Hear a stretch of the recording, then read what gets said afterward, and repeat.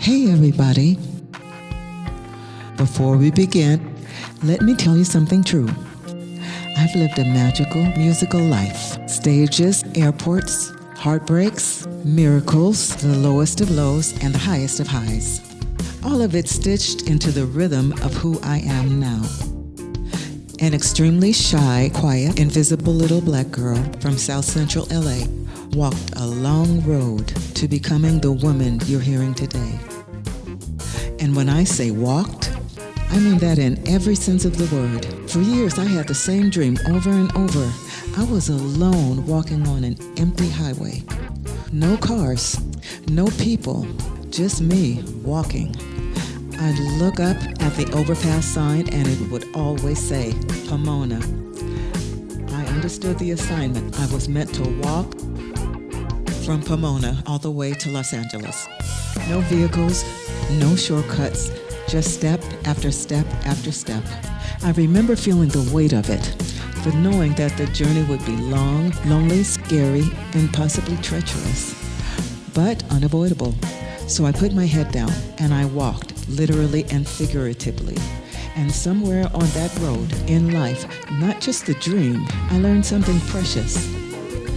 The stories that heal us, that inspire us, that transform us, they aren't always the ones sung the loudest. They're the ones carried softly, whispered from soul to soul.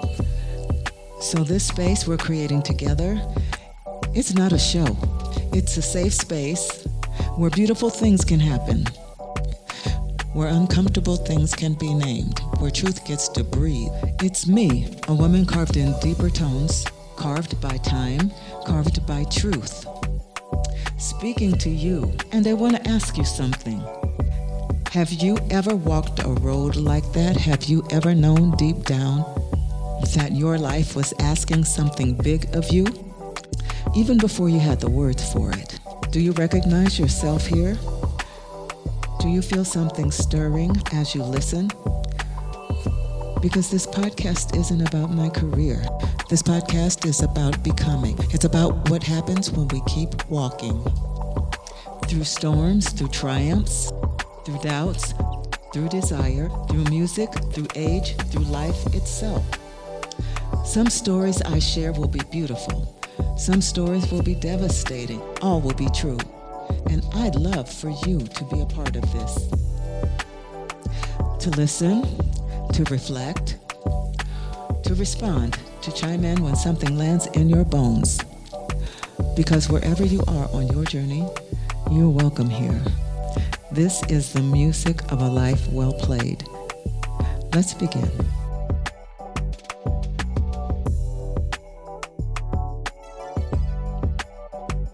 Story time, R and the Ring. When I say I walked a long road, there are many stories that I could tell, but I'll start with this one. And this is the story about the very first time I had the recurring dream that I was walking alone on the freeway. I call this story R and the Ring. And also, these stories will not be in any kind of chronological order, but this is probably the best way to start, just to get things going for this story. So, I was about 20 and he was about 21 or 22. I entered into a relationship with this tall, intellectual, witty, funny, kind of goofy, charming musician. Let's call him R. I was walking down the street in downtown LA with my bass slung over my shoulder, and we crossed paths. He saw me with the bass and he started just like tagging along with me, asking me questions, but I was kind of shy and not really feeling him, and he was funny and didn't seem dangerous. He was asking me questions and I told him, you know how long that I've been playing, and I told him that, and he told me he played bass as well. So, a long story short, he invited me to a jam session. And I had never been to a jam session, so I decided, okay. He brought me to the jam session, introduced me to all the cats, and signed me up to play. And everybody was the only female musician there. And they were all looking like, oh, who is this little girl with this big old bass? I'm sure they were thinking, oh, that's so cute. So I was really shy and I was really nervous. But I had this determination, though I was shy, I had this determination because there was this passion of music that needed it to just push through. The passion needed to push through any kind of shyness or any kind of hesitation. So when it was my turn to play, I got up and I did my thing the way I do when I play the bass. And let's just say that there were some smirks wiped off of some faces after I finished playing. It was a good experience. It was a good experience. So after that, he began to really pursue me, and he was really very persistent. And I wasn't really interested in a relationship. I was only interested in, practicing, getting better, because I wanted to play. I wanted to be a musician. I wasn't thinking about getting married or having kids. Nowhere in my brain was I thinking about that. So I just wanted to, do music stuff. That's what I wanted to do. Music was always number one. When I practiced 4, 5, 6 hours a day, as much as I could. In between all, working, everything, all other activities. It was about being a musician and building my musicianship. But R was very persistent. He would show up with different basses. One day he would have the bass. Look at this is the same bass that Paul McCartney played. So he came with this clear acrylic bass. I'll never forget that bass. Really weird. But all of these different basses, he bring them over and let me play it and let me borrow it. And he believed in me. He really did. He did understand my passion. So eventually, we fell very deeply in love.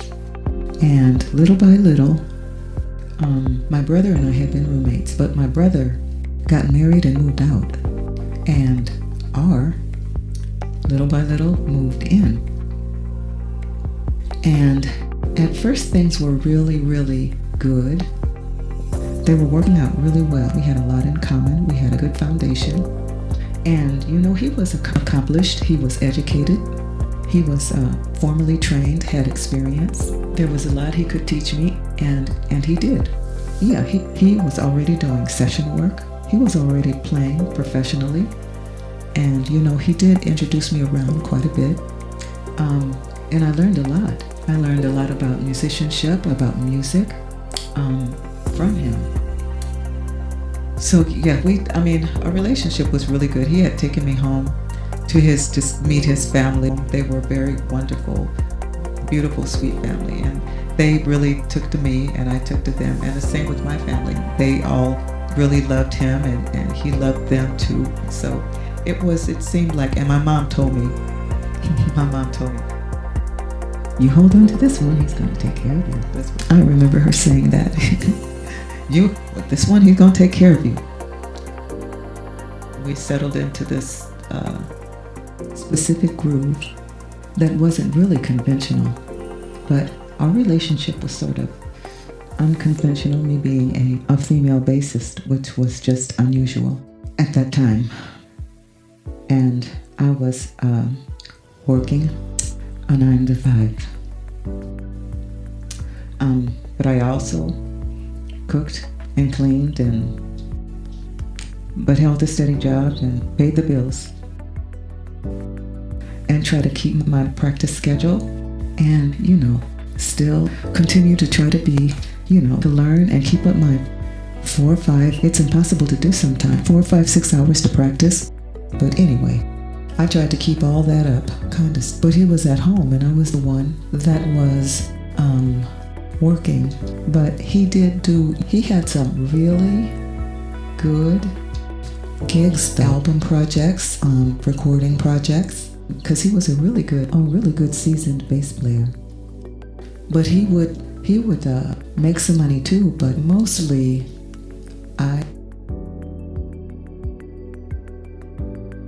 I sort of carried us. And we thought we were building something solid. It was a different relationship, but we thought it was good. So one Christmas, he bought an engagement ring and asked me to marry him. And I said yes. Oh, and a note. Just a note, keep in the back of your mind. This is my second engagement ring. That's something to remember. Second engagement ring. Okay. Then there were some things that began to happen that sort of gave me pause from time to time. But after that, things started to shift. There started to be trouble in paradise. Some of it was around the fact I wanted my own career too. I wanted to be supportive of him, but I wanted to go to auditions. I wanted to find bands. And I started doing that stuff. And I had started to get a reputation behind my name as a bassist, and people began to have in me. I began to get calls about, this concert or this original project or this recording. I began to get noticed. And the more I got noticed, the more he became resentful. I don't know, maybe jealousy, definitely possessive. He knew he didn't have the right to tell me not to do anything. He knew he didn't have the right to do that, but that didn't stop him from doing it. So when I would, like for instance, if I had a concert and I had to dress up and be real cute for stage, he didn't like that, what I was wearing sometime, or he didn't like that I had to go and be on stage and be in rehearsals with men all the time. That was just music. That's just the way it was. And so there was moodiness. I would be walking on eggshells. And then sometimes there was money problems. And so just over time, things started to be really kind of tense and difficult. One night, I came home from work and I had to pick up my bass and go right back out and go to a rehearsal. So got to the rehearsal, found out there was some kind of emergency and the rehearsal got canceled. So I said, okay, well, I'll just go right back home, but and get some sleep. Working all day and then coming to do a rehearsal. I said, okay, I was tired anyway. So I went back home and he was at home.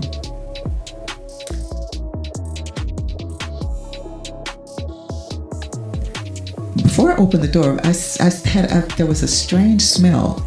Before I even opened the door, I said, what is that smell? I opened the door. The whole house was dark. All the lights were out. And he was sitting on the couch, smoking crack. And I was shocked. I was because I didn't do no drugs. I didn't do no smoking, no drinking, no nothing. I was a teetotaler and I didn't mess around with nobody's drugs. I didn't think he did either. And I was shocked. I was absolutely shocked. I said, what are you doing? And I was very naive. And I was very forgiving. And I never fussed and argued. He gave me some, I was just relaxing. And I said, what is that smell? I don't know what crack cocaine smelled like, but I think that's what it was. And there was this heavy smoke in the house. And I'm sure that's what it was. And so after that, boy, I really started feeling like, I don't know what's going on here. A few days later, he was driving me to work. And there was tension. There was definitely tension from what happened the other night. was driving me to work. There was the car, inside the car was silent. We weren't talking. I wasn't talking. I wasn't mad, or I wasn't, I was just quiet, and I was thinking. He wasn't saying anything. The radio wasn't on in the car, nothing. We were just driving. All of a sudden, I felt this smack. He just reached over and backhanded me right across my face. Just whack. Out of nowhere.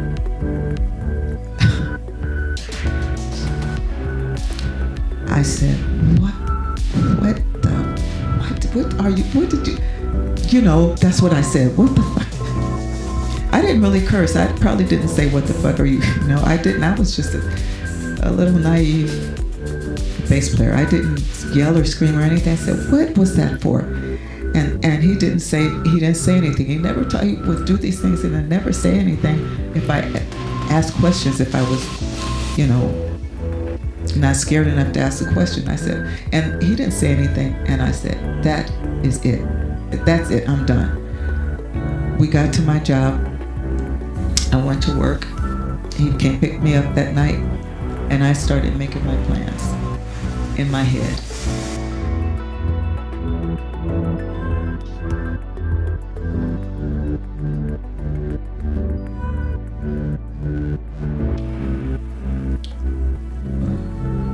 There's another story that happened. This happened before the incident of the crack cocaine. With this particular incident, I'm not going to go into, because it's kind of the subject matter is a little. Well, he did something. He was always doing these weird. He did something to me that made me go, who the F are you? And I asked him, why did you do that? Why did you do that? And he started to say, he started to try to explain as if there was something, if there was any kind of a reason why he would do such a thing. Maybe in a book I'll go into what actually happened, but he tried to he started trying to explain, and then he realized that he shouldn't. Maybe that's why he never said anything, because there was nothing that he could say. It was just freaking weird and not nice and cruel. So a few days later, so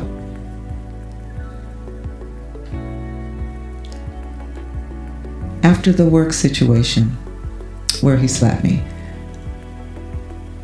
I began to put things together. And I began to make plan my escape. And so I sat him down, and I just told him, I sat him down and I told him it was time to go, that I was leaving. And so I started looking for a place, and I had sat down one night and written out a budget, and I wrote a column of the things that I would need, and then the cost by it, and so I had columns with numbers by it. So he walked in and he saw my list, and he said, I don't see a column there for me.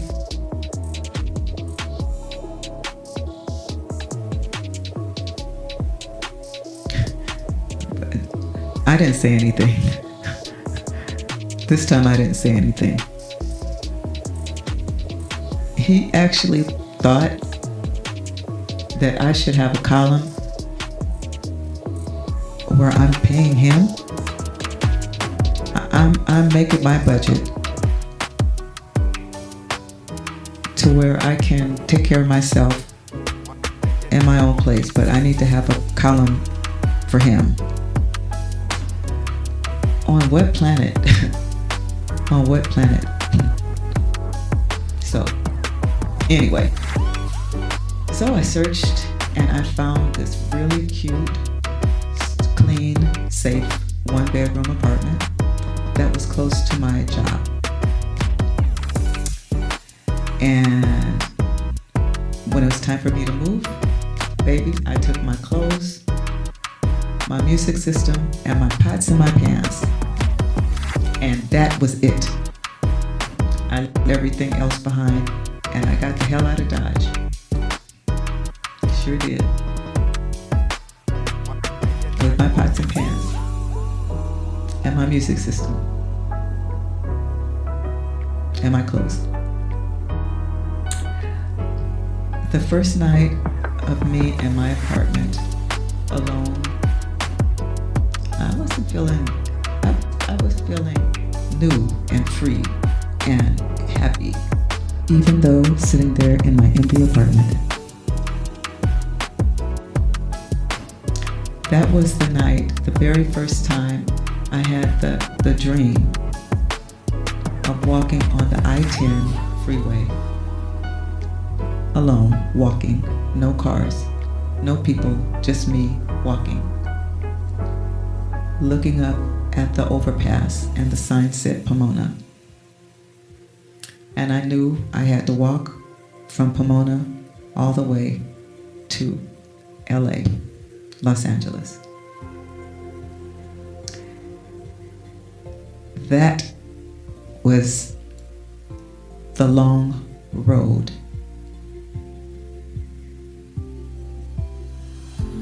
Me by myself, one step at a time. That was the beginning. But you know, that wasn't the beginning. That was not the beginning. And this was the beginning. But not really. This was just a good place to start. A doorway into the story of the long road. Sitting alone in that empty apartment that night, I realized something quietly powerful. I had put myself on that road, and it was going to be a long one. That Pomona sign in the dream, it wasn't subtle. Walking from Pomona to Los Angeles would take about 12 hours. Cold, lonely, treacherous, a little dangerous, and definitely scary. And that's what was ahead of me. So, alone in my own place, with my pots and my pans, feeling scared but determined, I was finally in position to begin. You know, there's so much more symbolism there. Do you feel that too? Have you ever had a dream that spoke to you like that? That showed you something that you didn't yet have words for? I'd love to know what you hear in it, what it stirs up for you. And finally, here's the bonus of the story. Even though I was alone, I was never really alone. I always had a saving grace. My beautiful, loving, supportive mom, sister, my brothers, family, friends, and God. As it turns out, my move happened right around Christmas, and my family, being who they are, decided that alone was not an option for me. So on Christmas Eve, completely last minute, they showed up at my new apartment, my empty apartment. They brought a tree. They brought lights, decorations, food, drinks, music, and we decorated my place. We danced, we sang, we laughed, and we loved, all the way until the early morning. I'll never forget that night. That Christmas Eve was one of the sweetest times of my life. And maybe that's part of the story too. Even when the road is long, love has a way of meeting you right where you are. Until next time, keep listening to the music of your own well-played life. Bye-bye.